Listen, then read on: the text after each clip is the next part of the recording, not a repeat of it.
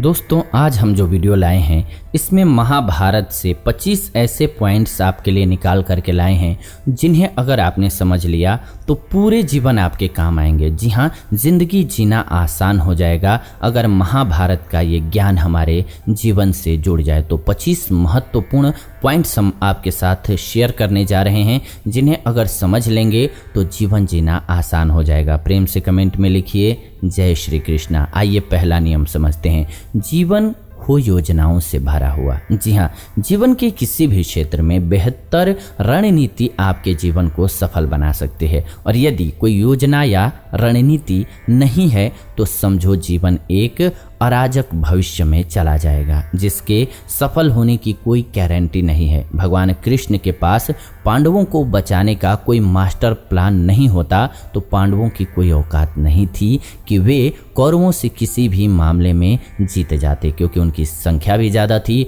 उनके पास योद्धा भी बड़े बड़े थे। लेकिन श्री कृष्ण ने ऐसी योजना बनाई जिससे कि वो जीत गए। तो यानी कि इससे पता क्या चलता है, हमारे जीवन में योजनाओं का बहुत महत्व है। योजनाएं अच्छी होनी चाहिए। नंबर 2, संगत और पंगत हो अच्छी। जी हाँ, कहते हैं कि जैसी संगत वैसी पंगत और जैसी पंगत वैसा जीवन।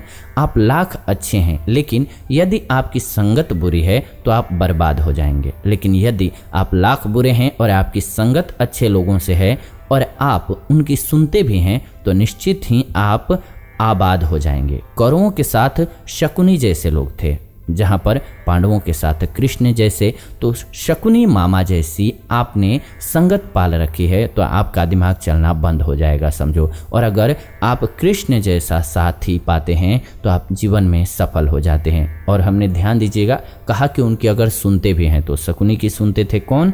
कौरव, और कृष्ण की सुनते थे पांडव। तो ये हम स्वतः ही देख सकते हैं कि क्या परिणाम हुआ। तीसरा नियम लेते हैं, अधूरा ज्ञान घातक होता है। जी हाँ, कहते हैं कि अधूरा ज्ञान सबसे खतरनाक होता है। इस बात का उदाहरण है अभिमन्यु। अभिमन्यु बहुत ही वीर और बहादुर योद्धा थे, लेकिन उनकी मृत्यु जिस परिस्थिति में हुई उसके बारे में सभी जानते हैं। मुसीबत के समय यह अधूरा ज्ञान किसी भी काम का नहीं रह जाता है। आप अपने ज्ञान में पारंगत बने, किसी एक विषय में तो दक्षता हासिल होनी ही चाहिए। आप जो भी काम करें, एक काम को इतने मन के साथ करें, इतनी दृढ़ता के साथ करें कि उसमें आपको कहीं से कोई कुछ भी पूछ ले या करने को बोले, आपको पूरा आना चाहिए, तो ही जीवन मूल्यवान बनता है। नंबर 4, पॉइंट नंबर 4, दोस्त और दुश्मन की पहचान करना सीखिए। महाभारत में ऐसे कई मित्र थे जिन्होंने अपनी ही सेना के साथ विश्वासघात किया।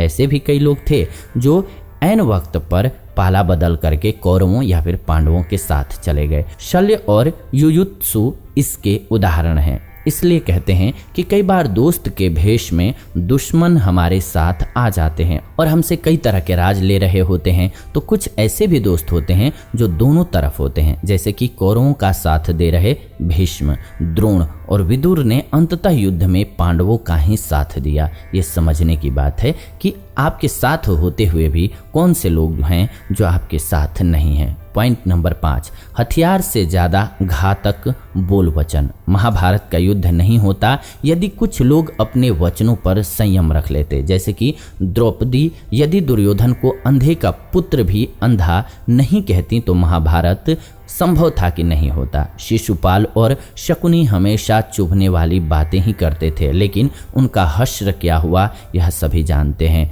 सबक यह कि कुछ भी बोलने से पहले हमें यह सोच लेना चाहिए कि इसका आपके जीवन, परिवार या राष्ट्र पर क्या असर होगा। इसीलिए जिह्वा को 32 दांतों के अंदर रखा गया है। इसका मतलब समझ लीजिए कि आपको 32 बार तौलना है किसी भी बात को बाहर बोलने से पहले।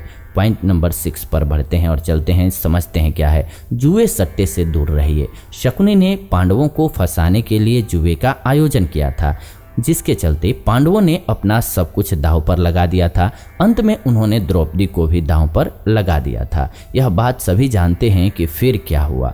अतः जुए, सट्टे, षड्यंत्र से हमेशा ही दूर रहिए। ये चीज़ें मनुष्य के जीवन को अंधकारमय बनाती हैं, इससे परेशानियां बढ़ती हैं। हिस्ट्री इसकी गवाह है। हिस्ट्री से हम सभी सीख सकते हैं। नंबर 7, पॉइंट नंबर 7 लेते हैं, सदा सत्य के साथ रहिए। कौरवों की सेना पांडवों की सेना से कहीं ज़्यादा शक्तिशाली थी। एक से एक योद्धा और ज्ञानी जन कौरवों का साथ दे रहे थे। पांडवों की सेना में ऐसे वीर योद्धा नहीं थे। जी हाँ, कहते हैं कि विजय उसकी नहीं होती जहाँ लोग ज़्यादा हैं, ज़्यादा धनवान हैं या बड़े पदाधिकारी हैं। विजय हमेशा उसकी होती है जहाँ ईश्वर हैं, और ईश्वर हमेशा ही वही होते हैं जहाँ सत्य है। इसीलिए सत्य का साथ कभी नहीं छोड़ना चाहिए। अंततः सत्य की ही जीत होती है। सत्य के लिए जो करना पड़े वो करना चाहिए।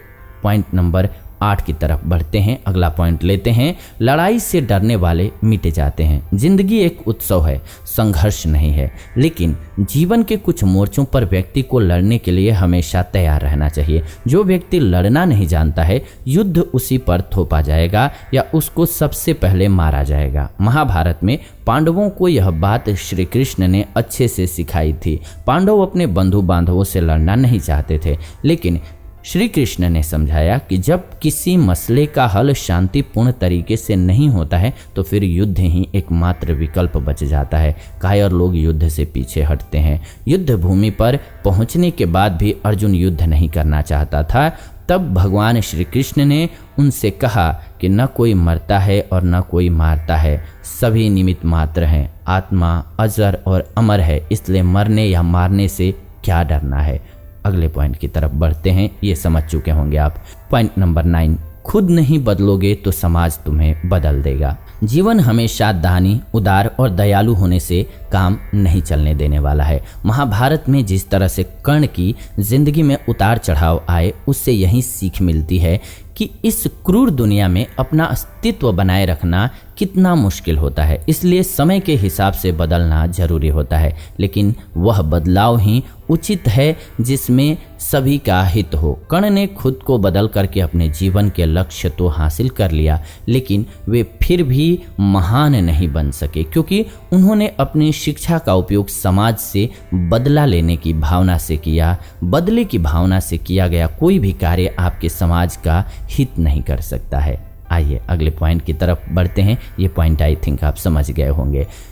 10वां पॉइंट है, शिक्षा का दुरुपयोग नहीं करना चाहिए, बल्कि शिक्षा का सदुपयोग जरूरी है। समाज ने एक महान योद्धा कर्ण को तिरस्कृत किया था, जो समाज को बहुत कुछ दे सकता था, लेकिन समाज ने उसकी कद्र नहीं की, क्योंकि उसमें समाज को मिटाने की भावना थी। कर्ण के लिए शिक्षा का उद्देश्य समाज की सेवा करना नहीं था, बल्कि वो अपने सामर्थ्य को आधार बना करके समाज से अपने अपमान का बदला लेना चाहता था। समाज और कर्ण दोनों को ही अपने अपने द्वारा किए गए अपराध के लिए दंड मिला है, और आज भी मिल रहा है। कर्ण यदि यह समझता कि समाज व्यक्तियों का एक जोड़ मात्र है जिसे हम लोगों ने ही बनाया है, तो संभवतः वह समाज को बदलने का प्रयास करता, न कि समाज के प्रति घृणा करता, और यही चीज उतने बड़े योद्धा के लिए घातक बन गई। आइए अगले पॉइंट की तरफ बढ़ते हैं। पॉइंट नंबर 11, अच्छे दोस्तों की हमेशा कद्र करनी चाहिए। ईमानदार और बिना शर्त समर्थन देने वाले दोस्त भी आपका जीवन बदल सकते हैं। पांडवों के पास भगवान श्री कृष्ण थे, तो कौरवों के पास महान योद्धा कर्ण थे। इन दोनों ने ही दोनों पक्षों को बिना शर्त अपना पूरा साथ और सहयोग दिया था। यदि कर्ण को छल से नहीं मारा जाता तो कौरवों की जीत तय थी। पांडवों ने हमेशा श्री कृष्ण की बातों को ध्यान से सुना और उस पर अमल भी किया, लेकिन दुर्योधन ने कर्ण को सिर्फ एक योद्धा समझकर उसका पांडवों की सेना के खिलाफ इस्तेमाल किया। यदि दुर्योधन कर्ण की बात मानकर कर्ण को घटोत्कच को मारने के लिए दबाव नहीं डालता, तो इंद्र द्वारा दिया गया जो अमोघ अस्त्र कर्ण के पास था, उससे अर्जुन मारा जाता। जी हाँ, तो आई थिंक आप समझ चुके होंगे ये पॉइंट। आइए अगले पॉइंट की तरफ बढ़ते हैं। 12वां पॉइंट है, भावुकता कमजोरी है। धृतराष्ट्र अपने पुत्रों को लेकर के जरूरत से ज्यादा ही भावुक और आसक्त थे। यही कारण रहा कि उनका एक भी पुत्र उनके वश में नहीं रहा। वे पुत्र मोह में भी अंधे थे। इसी तरह से महाभारत में हमें ऐसे कुछ पात्र मिलते हैं जो अपनी भावुकता के कारण मूर्ख ही सिद्ध होते हैं। जरूरत से ज़्यादा भावुकता कई बार इंसान को कमज़ोर बना देती है और वो सही गलत का फर्क नहीं पहचान पाता है। कुछ ऐसा ही हुआ महाभारत में धृतराष्ट्र के साथ, जो अपने पुत्र मोह में आकर के सही गलत का फर्क भूल गए और यहीं पर चूक हुई, जिससे उन्हें पूरा साम्राज्य खोना पड़ा। अगला पॉइंट लेते हैं। 13वां पॉइंट है शिक्षा और योग्यता के लिए जुनूनी बनना चाहिए। व्यक्ति के जीवन में उसके द्वारा हासिल शिक्षा और उसकी कार्य योग्यता ही काम आती है। दोनों के प्रति एकलव्य जैसा जुनून होना चाहिए, तभी वह हासिल होती है। अगर आप अपने काम के प्रति जुनूनी हैं तो कोई भी बाधा आपका रास्ता रोक नहीं सकती है। आप एकलव्य को पढ़ लीजिए, समझ लीजिए, ये पॉइंट बहुत अच्छे से समझ जाएंगे। 14वां पॉइंट है अगला, कर्मवान बनो। इंसान की जिंदगी जन्म और मौत के बीच की कड़ी भर है। यह जिंदगी बहुत छोटी है, कब दिन गुजर जाएंगे आपको पता भी नहीं चलेगा। इसलिए प्रत्येक दिन का भरपूर उपयोग करना चाहिए। कुछ ऐसे भी कर्म करना चाहिए जो आपके अगले जीवन की तैयारी के हों। ज़्यादा से ज़्यादा कार्य कीजिए। घर और कार्यालय के अलावा भी ऐसे कार्य कीजिए जिससे आपकी संतानें आपको याद रखें। गीता यही संदेश देती है कि हर वो कार्य कीजिए जो कि जीवन को सुंदर बनाए। अगला पॉइंट ले लेते हैं। 15वां है अहंकार और घमंड होता है पतन का कारण। जी हाँ, अपनी अच्छी स्थिति, बैंक बैलेंस, संपदा, सुंदर रूप और विद्वता का कभी भी अहंकार मत कीजिए। समय बड़ा बलवान होता है। धनी, ज्ञानी, शक्तिशाली पांडवों ने वनवास भोगा और अति सुंदर द्रौपदी भी उनके साथ वनों में भटकती रहीं। समय के खेल निराले हैं। जिस अम्बा का जीवन भीष्म के कारण बर्बाद हो गया था, उसने शिखंडी के रूप में जन्म लेकर के भीष्म से बदला लिया था। महाभारत में ऐसे कई उदाहरण हैं जिनसे यह प्रेरणा मिलती है कि घमंड को पतन का कारण बनने में देर नहीं लगती है। तो इसीलिए कभी घमंड मत कीजिए। अब अगला पॉइंट लेते हैं। 16वां पॉइंट है कोई भी संपत्ति किसी की भी नहीं है। जी हाँ, अत्यधिक लालच इंसान की जिंदगी को नर्क बना देता है। जो आपका नहीं है उसे अनीतिपूर्वक लेने, हड़पने का प्रयास नहीं करना चाहिए। आज नहीं तो कल उसका दंड अवश्य मिलता है। भगवान श्री कृष्ण कहते हैं कि आज जो तेरा है, कल यानी कि बीता हुआ कल किसी और का था, पहले किसी और का था, और कल यानी कि आने वाला कल किसी और का हो जाएगा। इसीलिए तू संपत्ति और वस्तुओं से आसक्ति मत पाल। यह तेरी मृत्यु के बाद यहीं रखे रह जाएंगे। अर्जित करना है तो परिवार का प्रेम और अपनत्व अर्जित कर, जो हमेशा तेरे साथ रहेगा। अपनों का प्यार अर्जित कर, वो तेरे साथ हमेशा रहेगा। अगला पॉइंट लेते हैं। 17वां, ज्ञान का हो सही क्रियान्वयन। जी हाँ, शिष्य या पुत्र को ज्ञान देना माता पिता और गुरु का कर्तव्य है, लेकिन सिर्फ ज्ञान से कुछ भी हासिल नहीं होता है। बिना विवेक और सद्बुद्धि के ज्ञान अकर्म या विनाश का कारण ही बनता है। इसीलिए ज्ञान के साथ विवेक और अच्छे संस्कार देना भी जरूरी है। हमने ऐसे कई व्यक्ति देखे हैं जो हैं तो बड़े ज्ञानी, लेकिन व्यक्तित्व से दब्बू या खब्बू हैं, या किसी जंगल में धुनी रमा करके बैठे हैं। उनके ज्ञान से न तो परिवार का हित हो रहा है और न ही समाज का। ऐसे लोगों को कहते हैं अपने मियाँ मिट्ठू, खुद लिखें और खुद ही बाँचें। जी हाँ, तो आप ये पॉइंट समझ गए होंगे। इसके उदाहरण बहुत से हैं दुनिया में भी और वेदों में भी। अब अगला पॉइंट लेते हैं। 18वां पॉइंट है दंड का डर जरूरी है। न्याय व्यवस्था वहीं कायम रख सकता है जो दंड को सही रूप में लागू करने की क्षमता रखता हो। यह चिंतन घातक है कि अपराध से घृणा करो, अपराधी से नहीं। दुनिया भर की जेलों से इसके उदाहरण प्रस्तुत किए जा सकते हैं कि जिन अपराधियों को सुधारने की दृष्टि से पुनर्वास कार्यक्रम चलाए गए, उन्होंने इस समाज में जाकर फिर से अपराध को अंजाम दिया। अपराधी को हर हाल में दंड मिलना ही चाहिए। यदि उसे दंड नहीं मिलेगा तो समाज में और भी अपराधी पैदा होंगे और फिर इस तरह से संपूर्ण समाज ही अपराधियों का समाज बन जाएगा। युधिष्ठिर के अहिंसा में उनके विश्वास को देखते हुए युद्ध के बाद भीष्म को उन्हें उपदेश देना पड़ा कि राजधर्म में हमेशा दंड की जरूरत होती है, क्योंकि प्रत्येक समाज में अपराधी तो होंगे ही। दंड न देना सबसे बड़ा अपराध होता है। जो दंड देने लायक है उसको दंड देना चाहिए। समझ गए होंगे आप। आइए अगले पॉइंट पर चलते हैं। 19वां पॉइंट है न्याय की रक्षा बहुत जरूरी है। न्याय हमेशा उन लोगों के साथ होता है जो शक्तिशाली हैं या जो न्याय पाने के लिए प्राणपण से उत्सुक हैं। जिन्होंने अपने लिए न्याय मांगा है उनके साथ ईश्वर ने न्याय किया भी है। मांगोगे नहीं तो मिलेगा भी नहीं, यह प्रकृति का नियम है। गुरु द्रोणाचार्य ने कर्ण और एकलव्य के साथ जरूर अन्याय किया था, लेकिन आज दुनिया अर्जुन को सर्वश्रेष्ठ धनुर्धर नहीं मानती, क्योंकि कर्ण और एकलव्य ने हमेशा न्याय की मांग की और अंत में आज दुनिया उन्हें श्रेष्ठ धनुर्धर मानती है। महाभारत हमें सिखाती है कि न्याय की रक्षा करना कितना जरूरी है, लेकिन यह भी एक कटु सत्य है कि न्याय सिर्फ शक्तिशाली लोगों के साथ ही है। अब अगले पॉइंट को लेते हैं। 20वां है, छिपे हुए को जानने का ज्ञान जरूरी है। यह जगत या व्यक्ति जैसा है वैसा दिखाई नहीं देता है कभी भी। जी हाँ, यानी कि लोग जैसे दिखते हैं वैसे होते नहीं हैं, चाहे वह कोई भी हो। महाभारत का हर पात्र ऐसा ही है, रहस्यमयी। छिपे हुए को जानना ही व्यक्ति का लक्ष्य होना चाहिए, क्योंकि ज्ञान ही व्यक्ति को बचाता है। भगवान श्री कृष्ण के ऐसे कई योद्धा थे जो छिपे हुए सत्य को जानते थे और ये उनके काम आता था। आइए अगला पॉइंट लेते हैं। 21 नंबर पॉइंट है, क्या सफ़र करने में होती है बरकत। एक स्थान से दूसरे स्थान पर जाना या एक स्थान को छोड़कर दूसरे स्थान पर रहने से लाभ ही मिलता है। पांडवों को हस्तिनापुर छोड़कर 2 बार जंगल में रहना पड़ा और अंत में उनको जब खांडव प्रस्थ मिला तो वे वहां चले गए। इसी तरह से भगवान श्री कृष्ण को भी कई बार मथुरा को छोड़ करके जाना पड़ा और अंत में वे द्वारिका में बस गए थे। कई बार लोगों को व्यापार या नौकरी के लिए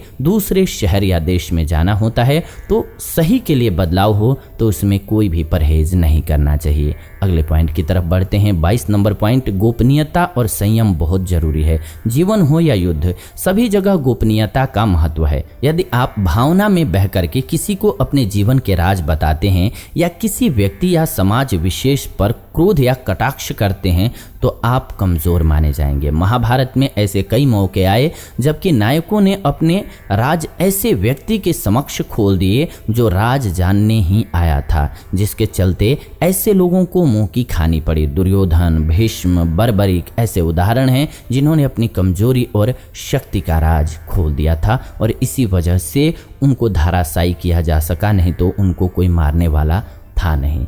अगला पॉइंट लेते हैं। 23वां नंबर पॉइंट है, चिंता, भय और अशांति है मृत्यु का द्वार। किसी भी प्रकार की चिंता करना, मन को अशांत रखना और व्यर्थ के भय को पालते रहने से मृत्यु आसपास ही मंडराने लगती है। मौत तो सभी को आनी है, फिर चिंता किस बात की। कोई पहले मरेगा और कोई बाद में। चिंता का मुख्य कारण मोह होता है।